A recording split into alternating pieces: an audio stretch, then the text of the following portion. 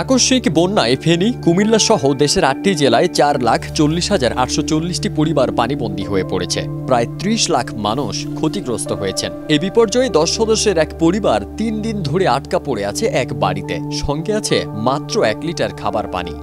এখনও তাদের উদ্ধার করা যায়নি। কুমিল্লার বুড়িচং উপজেলার শিকারপুর গ্রামের আলী আশরাফের ছেলে নাজমুল হোসেন এভাবেই তার পরিবারের আটকা পড়ার বর্ণনা দেন।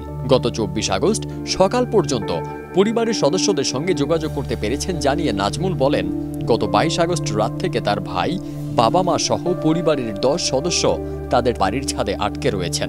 পানি এখনো ছাদে ওঠেনি, কিন্তু মোবাইল বন্ধ হয়ে যাওয়ায় যোগাযোগও করা যাচ্ছে না কারো সাথে। বুড়িচংয়ের বুড়বুড় এলাকায় গত ২২ আগস্ট রাতে গোমতীর বাঁধ ধসে বন্যার পানি লোকালয়ে ঢুকতে শুরু করলে লোকজনকে উদ্ধার করতে বাড়ি থেকে ছুটে এলে পরে আর ফিরে যেতে পারেননি নাজমুল। তিনি বলেন, আমি মানুষকে উদ্ধার করছি, কিন্তু আমার পরিবারকে উদ্ধার করতে পারছি না। প্রবল স্রোতের কারণে শিকারপুরের দিকে কোনো নৌকা বা স্পিড বোট যাচ্ছে না। তবু আমি চেষ্টা করছি সেদিকে যেতে। এদিকে বাঁধ ভেঙে পানিবন্দী হয়ে পড়েছে বুড়িচং উপজেলার ২ লক্ষাধিক মানুষ। আকস্মিক বন্যায় আক্রান্ত এলাকার অনেক মানুষ যারা আশ্রয় কেন্দ্রে যেতে পারেননি, তাদের অনেকেই অবস্থান নিয়েছেন বাড়ির ছাদে। কিন্তু অনেকে বাড়ির মায়ায় পানিতে পড়ে থাকলেও এখন তারা নিরাপদ আশ্রয়ে যেতে চান। নৌকা ও খাবার পানির সংকটে হাঁপিয়ে উঠেছে বন্যা কবলিতরা। উপজেলার ভরাসার, ইসাপুরা ও খাড়াতাইয়াও একই অবস্থা।